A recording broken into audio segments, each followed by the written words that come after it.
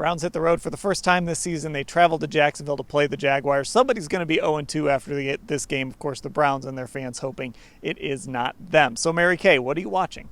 Well, it's been such a big week for Deshaun Watson. He's been in the news, in the headlines, not just for what was a pretty horrible game against the Cowboys, but also for what happened the day after on Monday when he was accused of sexual assault for the 27th time. So it's been quite a week for Deshaun Watson, and now it's incumbent upon him to go into Jacksonville and try to really block out the noise, which he told us back at the Greenbrier he was going to be able to do this season. So now he's got to prove that he can do that. They, of course, have to keep him upright. 6 sacks, 17 hits against the Cowboys.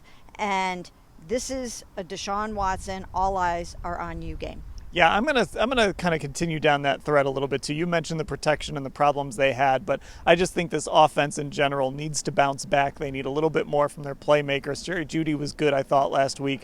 We know what Amari Cooper's capable of. They need these guys to step up. They need the run game to get going. They need that protection to hold up around Deshaun Watson as well. Ashley, what are you watching? Yeah, I'm going to go to the other side of the ball in this defense. I thought it was interesting. All week we heard them talk about how they feel like there were missed opportunities in that Cowboys game, specifically to create takeaways, and including on that Brandon Cooks 21-yard touchdown that kind of was the beginning of the end for the Browns in that game. So I'm curious, Jacksonville has kind of that reputation for being a little loose with the ball.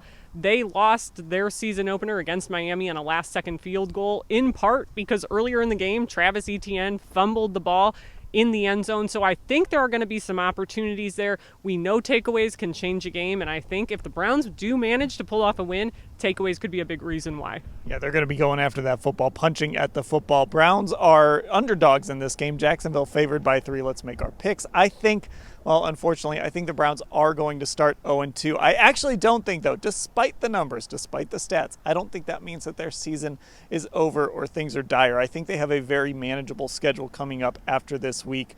But I'm going to pick the Jaguars to win this game 21-19. Ashley, what about you? We're in lockstep, Dan, because I also think the Jaguars are just going to pull this one out. I'm not entirely confident that all the problems are going to be fixed with this Browns offense 7 days later, so I'm going Jacksonville 23-20. And like you, I also think the next 3 weeks pretty manageable for this football team, even if they do start 0-2. Mary Kay, I think we're going to have clean sweeps coming up over the next 3 weeks. Will today be a clean sweep? Today is not going to be a clean sweep, and the reason why is because I really do believe in that statistic, because it's actually factual, that if you start 0-2, you only have a 10% chance of making the playoffs.